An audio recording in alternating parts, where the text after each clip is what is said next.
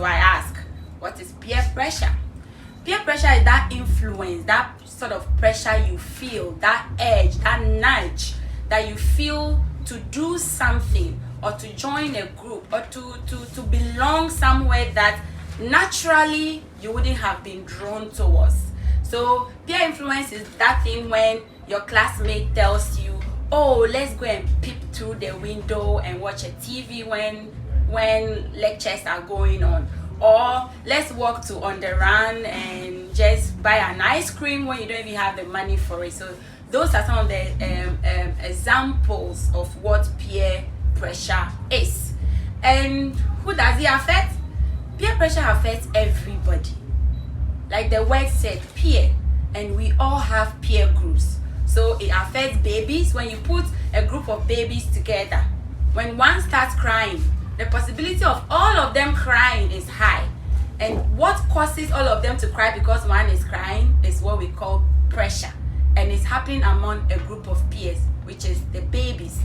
The same way, if you put them together and one starts smiling, the tendency of all of them to start smiling, to be nudged into smiling, is very high. Peer influence exists across the stages of life. So you feel it, young girl out there. I feel it sitting here in my middle age or wherever age I am right now. Leaders feel it. Trust me, presidents feel it. For example, if a president feels like his colleague president is doing a lot of something in their country and everybody is happy about it, the tendency of that president trying to copy it in his or her country is high. So peer pressure affects everybody at every stage. So young girl out there, if you are feeling pressured, if you think that peer influence or peer pressure is worrying you anyway, you are normal. You are not abnormal, because we all feel it. Is it always bad? How does it happen? Peer influence occurs directly. It can be direct, where your friend walks up to you and say, let's go to Interco outside, even when the school says we shouldn't go. Let's jump the school wall and go have fun at the club, even when you know that there are consequences when you get caught. That is a direct form of peer pressure, where you know that if you don't comply, you stand a chance of being excluded from that group. You get tagged like, oh, unye swag cry, you are not smart enough, you are not woke enough, and all that is what comes with direct peer influence. So anytime you feel like somebody is telling you, let's go do this, let's go do that, and you feel pressure to do it, something that ordinarily you wouldn't have gone to do, but somebody is pushing you to do it, then you know that that is pressure that's coming to you directly. Is it always negative? Of course not. When that classmate tells you that let's spend 1 hour instead of talking, reading, then that's influence to you that is actually positive.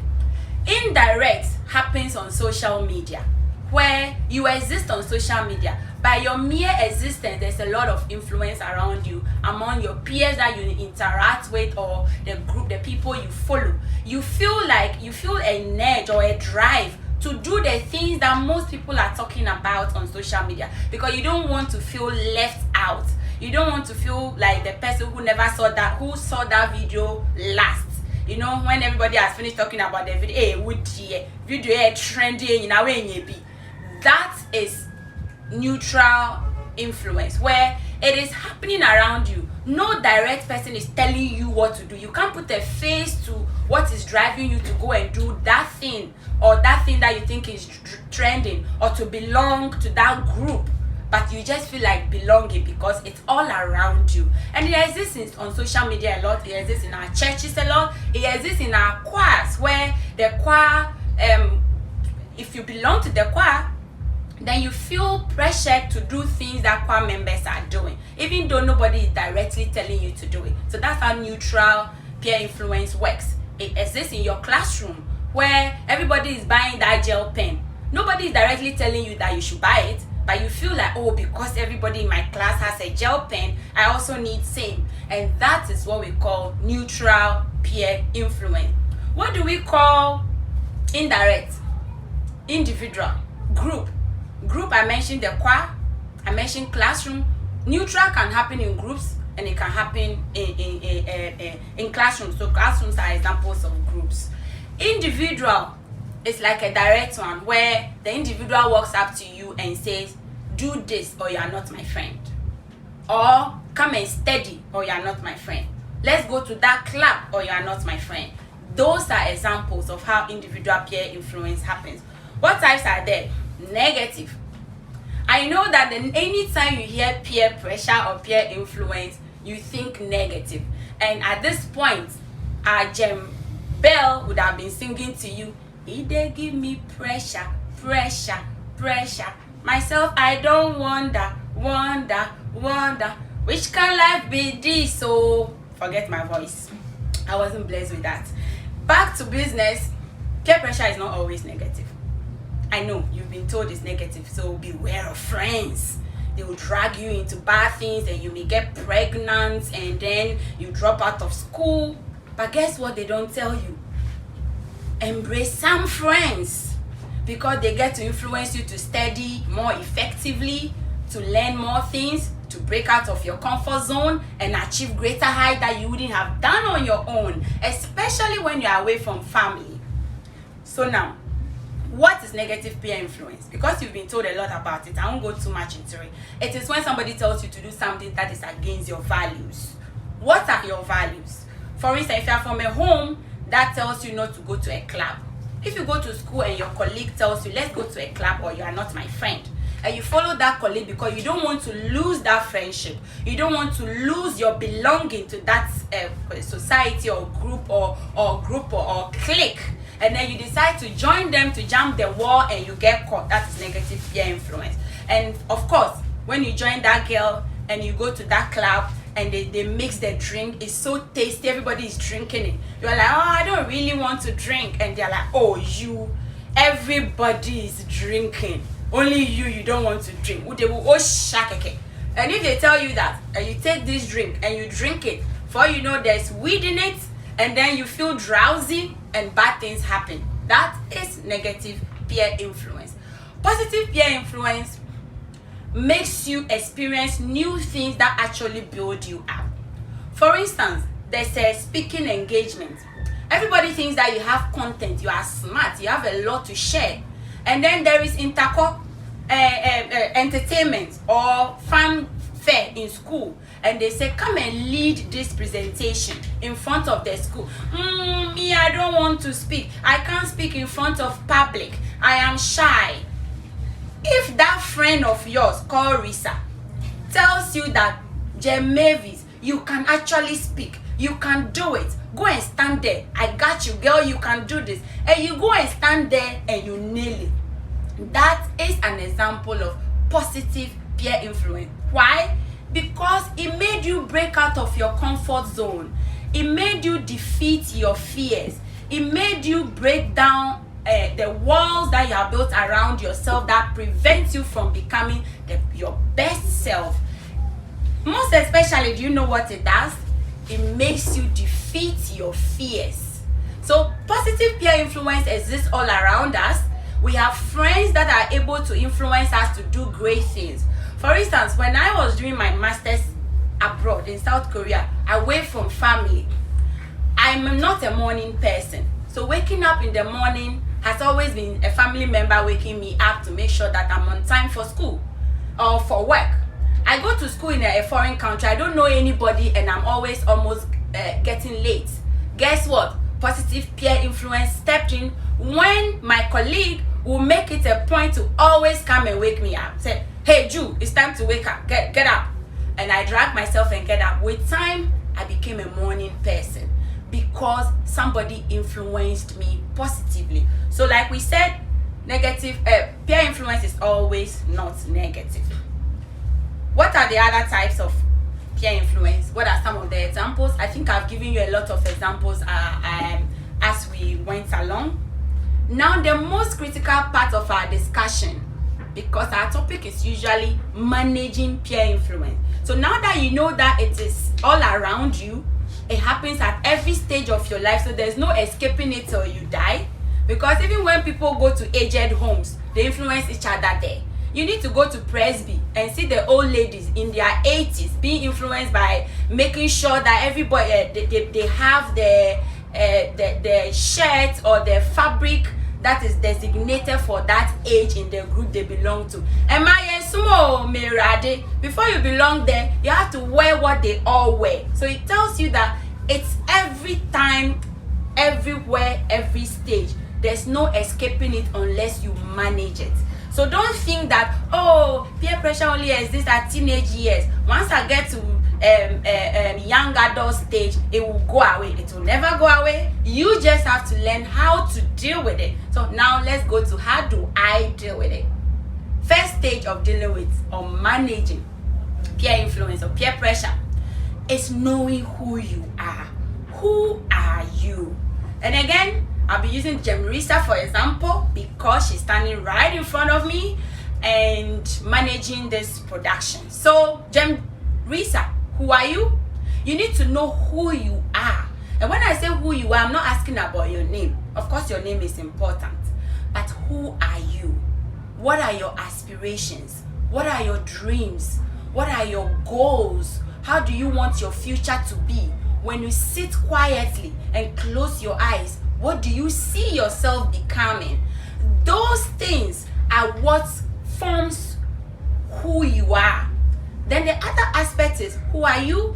Because if you're a Christian or a Muslim or any other religion watching out there, you know that we are both spiritual beings and physical beings. So physically, I've talked about your aspirations and everything making you who you are. Spiritually, who are you? Do you believe you're a god? Do you believe you're a goddess? Do you believe you're an empress? Do you believe you are here to rule? Do you believe you are here to thrive? Or do you just believe you are here to be a weakling? Which one do you think you are? Knowing this will make you have a clear idea of what you are as a person and as an individual. So as you go to that school, as you go to that office, as you visit that place and you feel the nudge to belong, you feel the nudge to do what everybody is doing, who you are is a grounding force. You know how that song says, we have an anchor that keeps our soul steadfast and sure while the billows roll. So let's take the billows as the influence or the peer pressure going around you. What will your anchor be? Will you hold? What are your values as a person? Those are your anchor. What are your dreams? Those are your anchor. And I ask you again, will your anchor hold, girl? When the billows of peer pressure come around you, the answer, you need to say that to yourself in your mirror. Now, as you get to know who you are, the next stage of managing peer influence is knowing which type of influence you are having at every point. So let's say you sit in class during prep time. Your desire at that moment is to read that science. You know how Auntie just finished the experiment and you want to try out that experiment, but that's your friend, oh my goodness, that Jemrisa's friend comes to say, girl, let's help me to reply this love letter to Kojo. And then you close your book and pack your experiment stuff and go and try to write love letters. At that moment, which type of peer influence are you feeling? We just talked about it. That is direct negative peer influence. As you know that, what do you do about it? You resist. How do you resist? The mean give reasons why you can't do that. For instance, let's go and write the love letter. The love letter is actually for you. Go and write to Kojo what you feel. Another example you can give as a reason. I'm very busy now. I need to try out this experiment I just watched on the Gem People's virtual edition right now. Gemlinda really made it interesting. I want to practice it. Give reasons why you can't do what you are being pressured to do. That is the R in the resist. How about the E? Give excuse. Say, oops, my parents just called. They said I should tell them something new that I have studied, so I can't do it. Oh, you two, I'm busy. You know, let me get to the dorm and help you out. Find an excuse to give to the influence and it will go away. It won't go away naturally. It will go away making you feel bad. But you know what, girl? It's okay to feel bad at that moment and feel good in your future for making the right decision. What does our S say? Speak out.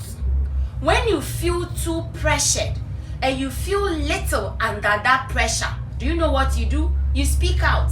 So let's say you're a junior and this senior is forcing you to come in under her tent on the bed and you don't want to be there.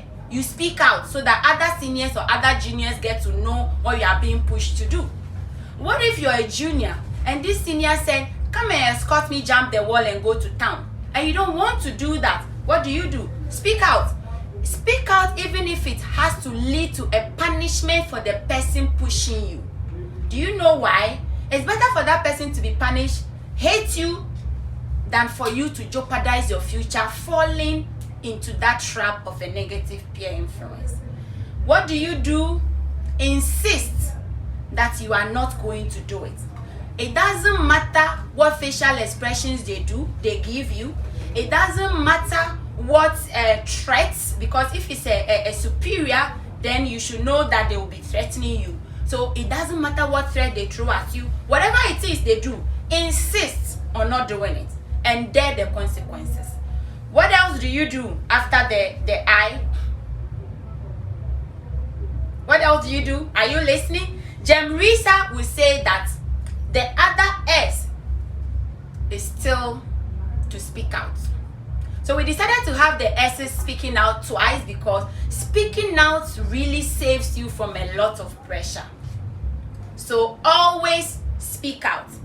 And the T is to report to a trusted person and thank the pressure. So let's say that I am pressuring you and I'm senior to you and I insist that you should follow me and I'm going to offer you a reward. So I'm using a reward to pressure you into something you don't really want to do. What does the T mean? Say thanks and move away. And at this point, this T is also talking about consent in another way. Like Jem Bell will always say, no one can influence you without your consent. So let's say you give me, oh, this new guy is in town and says, let's meet in town, and you know what, they will bring all these musicians and you get to get selfies with them. No, thank you. So that is what the T means. Say thanks and move on. I took my time to give you the RESIST acronyms because you really need it in dealing with negative peer influence. Positive, you don't really need to do much about. You just need to embrace it. Positive can be annoying to you, the receiver, because you feel like you are being pushed out of your comfort zone. You are being pushed to do something at a pace you wouldn't normally want to do it. Or you don't even want to go and take that course, and this person is pushing you to go and take that course. It can be annoying, but when you embrace it, it can inure into your benefit. You could be able to learn something new, you become better at what you do, and you evolve into a better version of yourself. And like we say at Jem, you excel because you embrace positive influence. And what we do at Jem, if you put it under the context or umbrella of influence or peer pressure, then you'll be saying that we are giving you positive influence. When we say go out there and excel, what do you do with neutral influence? You don't know how to classify it as negative or positive yet because it's neutral. What you do with it is you explore it. During the exploration, you find out whether is it negative or is it positive. So let's say somebody posts every day on social media and I feel pressure to post every day. Now I'm deciding to use the explore method. So I go and find out within myself who I am. If I post every day, do I even have content to post every day? Or am I going to be posting nonsense every day just because I want to belong? If you ask yourself those questions, you will be able to determine whether the influence around you can be dealt with by exploring or not. If it's positive, then you take it. If it's negative, then you resist it. So if it's neutral, don't just embrace, don't just resist. Explore first before you decide what to do next. I hope that I come your way again with peer influence taken from another angle. Until then, go out there and excel and dare to be different.